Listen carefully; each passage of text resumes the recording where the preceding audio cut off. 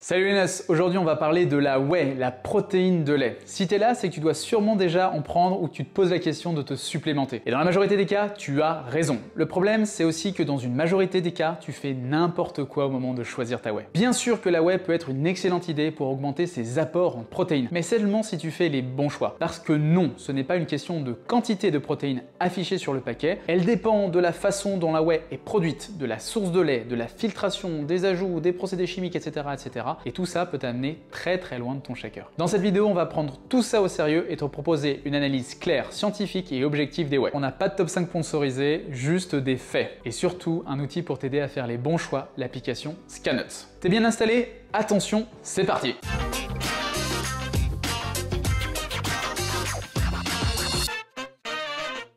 Mais tout d'abord, moi c'est Ben, je suis ingénieur en agronomie, c'est une branche des sciences du vivant appliquée à l'agriculture, l'alimentation, l'environnement et les territoires. Mon job est de concevoir des produits agroalimentaires en m'approvisionnant en matières premières durables comme l'huile de palme, le lait, le cacao, le sucre, le céréales, etc., etc. En faisant en sorte de savoir d'où ça vient, comment c'est fait et si ça va pas trop bousiller ni la planète ni ton petit corps. Et depuis quelques années maintenant, avec mes associés, on a développé un algorithme qui est devenu récemment une application, Scannuts, qui permet de décrypter, comparer tous les produits de la nutrition sportive et les compléments alimentaires. Pour savoir quel produit choisir, très simplement. Et ça, on s'en parle juste un peu après. Déjà, dans un premier temps, il faut que tu comprennes à quoi servent les protéines. Oui, on va reposer les bases. Oui, même pour toi, le go muscu, ça permettra de couper court aux conneries de ton tonton réac au repas de famille. On commence par cette idée reçue. Les protéines, c'est pour les muscles.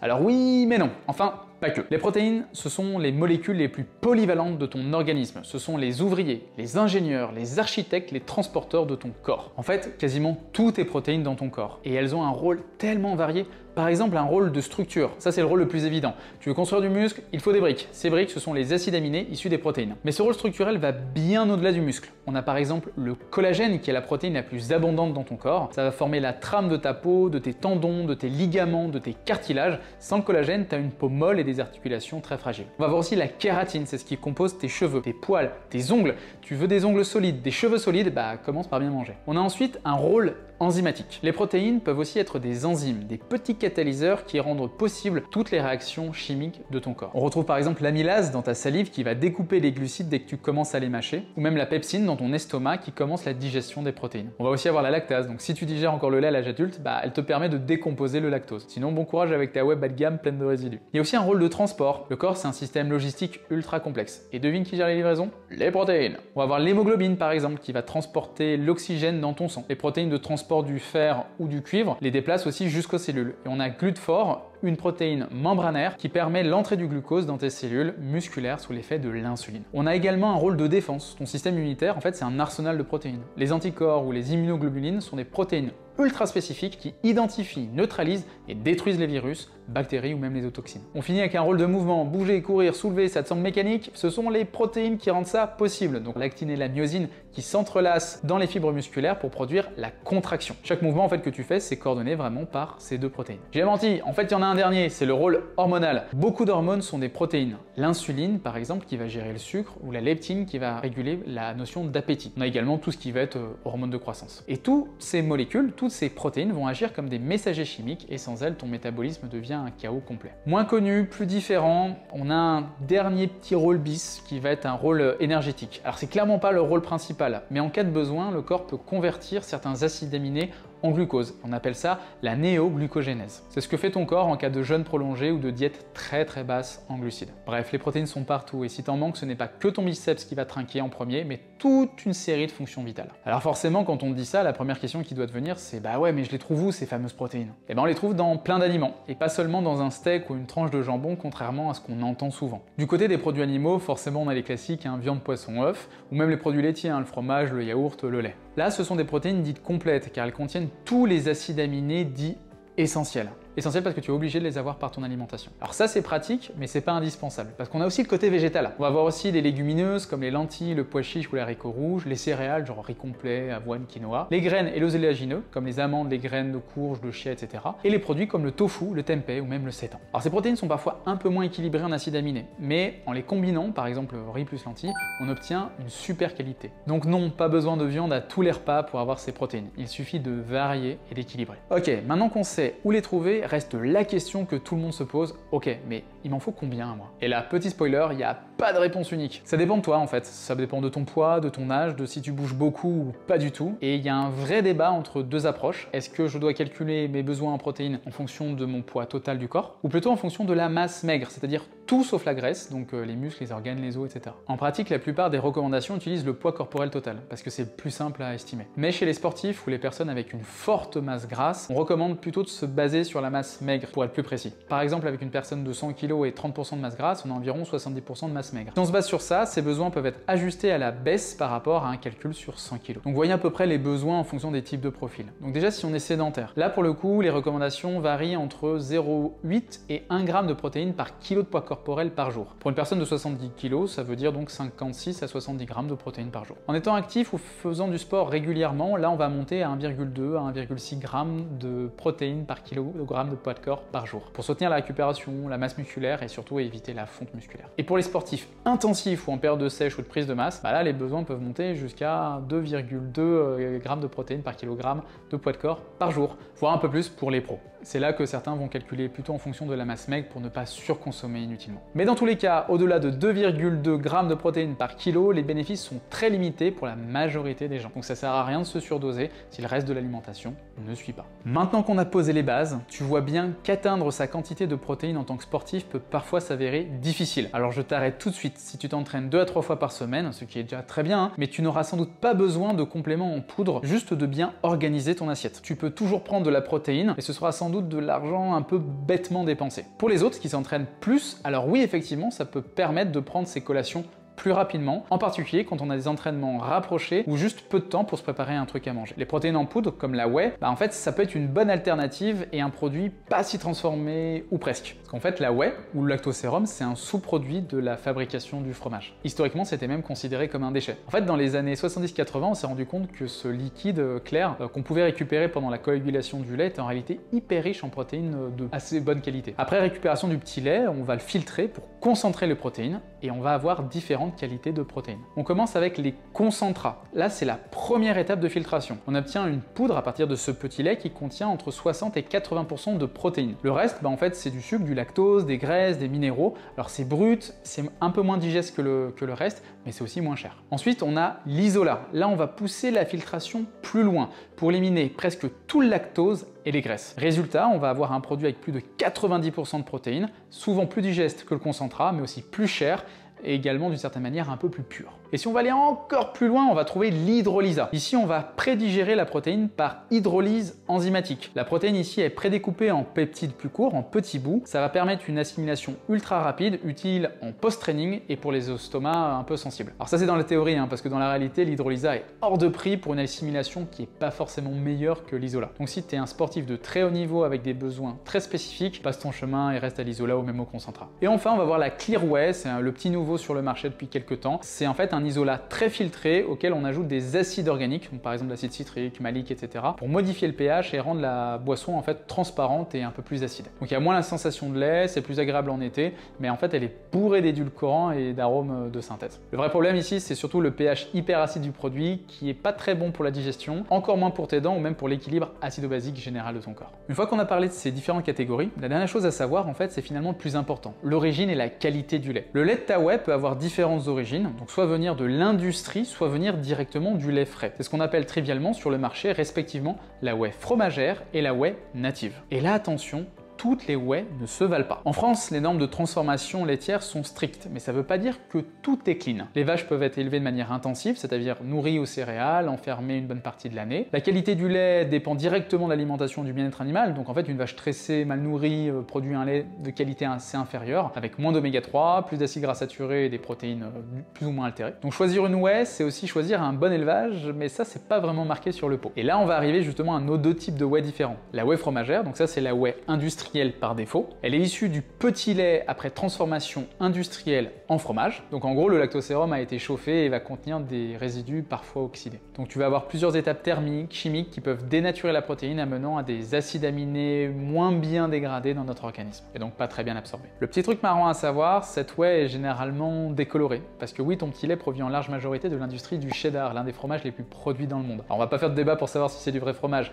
mais pour faire du cheddar, on ajoute des colorants jaune-orangé qu'il faut retirer pour avoir une whey qui tend le plus possible vers le blanc. Et pour ça, on a pu utiliser du peroxyde de benzoïle, c'est un agent blanchissant, un peu ce qu'on va utiliser pour décolorer les cheveux. Donc même si en théorie tu retrouves pas cette substance dans ton produit, dans la réalité, tu peux toujours en avoir des traces. Et tu te doutes bien que c'est pas foufou pour ta santé. Mais ce produit n'est pas cher. À l'inverse, on a la whey native qui est extraite directement du lait, avant toute coagulation ou chauffage. Elle est donc préservée dans le sens où elle est moins dénaturée avec un profil d'acides aminés intact. Si la vache est nourrie à l'herbe de pâturage, tu auras un profil lipidique intéressant avec un rapport oméga 3, oméga 6 plus anti-inflammatoire. À l'inverse de la whey classique, cette whey native est beaucoup plus chère et c'est compréhensible. Avec de la whey classique, pour un volume de lait, tu fais du fromage et de la whey. Là, pour de la whey native, pour le même volume de lait, tu fais que de la whey. Donc tu n'amortis pas de la même manière tes coûts de production. Mais la whey native est plus efficace dans le sens où elle est mieux digérée avec moins de risques de contaminants. Le problème, c'est que c'est pas aussi simple, sinon ce serait trop rigolo. Et ça, c'est dans le cas très général. Dans la réalité, sur le marché, on va retrouver en fait du côté de la whey fromagère des marques qui font vraiment attention à s'approvisionner avec du lait qui vient de pâturage, des process clairs, peu impactant pour la qualité finale de ton produit. Et de l'autre côté, on va avoir des whey natives qui peuvent également provenir d'un lait issu de vache qui ne voit jamais la lumière du jour, avec une alimentation de piètre qualité qui va aboutir à un produit très moyen. Et c'est pour ça qu'on a inventé et créé l'application Scannuts. Scannuts, qu'est-ce que c'est? En fait, c'est tout simplement ton arme anti-marketing. Tu veux savoir si ta whey vaut le coup, tu veux pas juste lire 25 grammes de protéines par dose et faire confiance au design du pot, c'est là en fait que Scannuts entre en jeu. Ce que fait l'appli, c'est qu'en fait tu vas scanner le code barre de ta whey ou d'un produit de nutrition sportive et tu obtiens un score nutritionnel basé sur la qualité réelle des protéines, de la teneur en additifs, la digestibilité, etc., etc. Un score environnemental qui tient compte du packaging, l'origine du lait, la logistique, des alertes sanitaires, donc par exemple avec la présence de substances controversées, une analyse aussi de la transparence de la marque et surtout des alternatives recommandées avec un meilleur score. Donc c'est simple, rapide, avec une méthodologie transparente, ouverte et sourcée, et t'as pas besoin d'un doctorat en nutrition pour comprendre. Comment ça fonctionne? En fait, on a bossé avec un comité d'agronomes, de médecins, de chercheurs, d'agriculteurs et même de coachs pour établir une quarantaine de critères de performance répartis sous 4 macro-indicateurs: l'environnement, la santé, l'éthique et bien évidemment la partie nutritionnelle. Alors dit comme ça, on dirait que c'est hyper simple, mais dans la réalité, ça nous a demandé plusieurs années de travail pour créer un algorithme qui soit représentatif de la performance de l'ensemble des produits de la nutrition sportive et surtout qui permette de montrer tous les risques liés à chaque type de produit.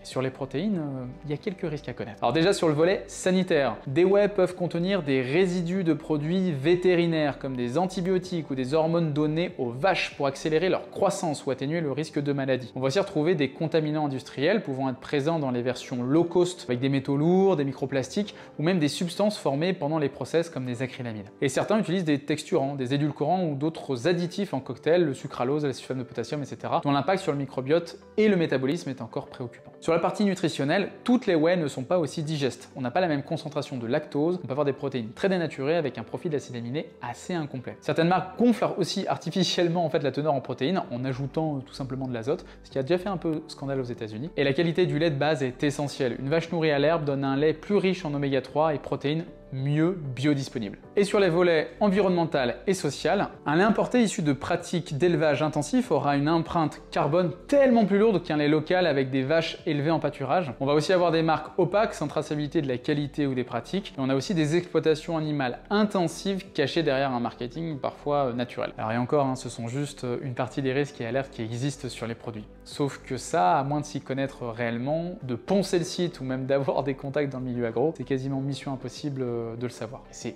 encore pour ça qu'on a créé l'application Scannuts. Et pour te le montrer, on va faire un exemple avec plusieurs marques de whey. D'un côté, je vais prendre les marques classiques américaines qui existent depuis des années dans le monde de la muscu, comme USN, Biotech USA, Bulk ou même, je sais pas, Optimum Nutrition. Aujourd'hui, elles se placent en fait en tant que référence dans la whey et plus largement de la nutrition sportive. Alors dans la réalité, absolument toutes sont des copier-coller les unes des autres. On va avoir une protéine de lait sans traçabilité des méthodes d'élevage des vaches, ni même de la transparence de l'origine géographique. Et aux États-Unis, on n'est pas vraiment sur des vaches qui se baladent en pâturage au grand air. Ça veut dire une whey qui va faire le tour du monde pour arriver dans le shaker. Ça veut dire que ces whey sont en majorité des whey fromagères, donc augmentation aussi du risque sanitaire ou nutritionnel avec des procédés de transformation peu transparents. Et on a aussi une protéine potentiellement peu digeste avec des peptides non bioactifs. On complète le tableau avec une utilisation peu raisonnable d'édulcorants de synthèse et autres additifs à risque, et tout ça pour un prix qui est quand même pas anodin. Et bien entendu, sur le marketing, on est à chaque fois sur la meilleure whey, nous sommes des spécialistes, gold standard, 100%, etc., etc., etc. Ouais.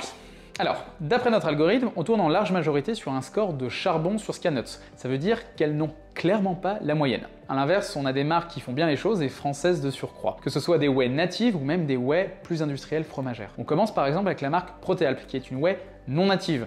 Mais là, tout est traçable. C'est un lait qui vient d'élevage en pâturage en Savoie dans le Beaufortin. Et ce lait est ensuite traité à la fromagerie pour faire du Beaufort, et c'est là qu'on va prendre le petit lait qui deviendra de la whey. On a des process transparents, pas d'ingrédients à risque, et un petit acteur français qui rémunère bien tout le monde sur la filière. Et tout ça, ça vaut bien un score de Nuts d'or. On peut aussi citer également deux autres marques de whey natives. La première, c'est KRC Nutrition, petite structure en Alsace qui prône également la transparence et qui travaille avec un apron en lait local avec des vaches élevées en pâturage. Idem avec la marque Nutrienco qui est un isolat de protéines de lactosérum français avec des vaches élevées en pâturage et en plus avec un faible taux de lactose pour une meilleure digestion. Et ces deux marques ont également de très bons scores, notamment une Nuts d'argent pour leur whey native. Mais ce sont des marques moins connues et parfois moins bien positionnées que les gros acteurs européens ou américains, car ils mettent plus d'argent sur la qualité de leurs produits que dans le marketing. Et au centre, on va retrouver d'autres acteurs comme MyProtein par exemple. Et en matière de whey, ils proposent une whey native sans additifs controversés et plutôt clean, avec un score de Nuts de bronze, parce que quand même on n'a aucune idée d'où vient vraiment le lait, donc la qualité réelle du produit. Mais ils ont également des produits plus transformés, avec des whey non natives, bourrés d'additifs, donc des produits beaucoup moins qualitatifs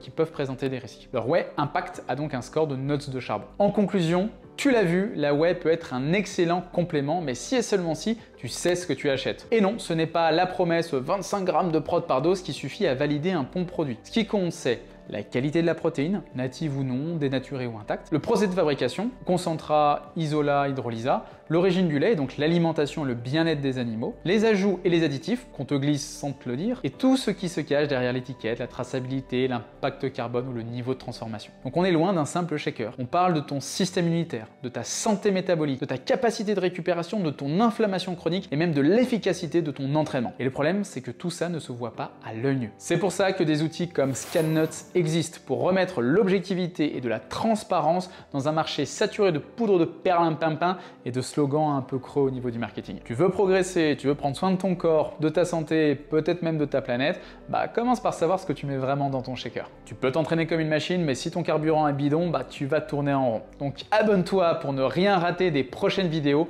scanne, compare et surtout choisis en conscience. Et rappelle-toi, la meilleure whey, c'est celle qui respecte ton corps, ton cerveau et ton bon sens. Maintenant, tu le sais.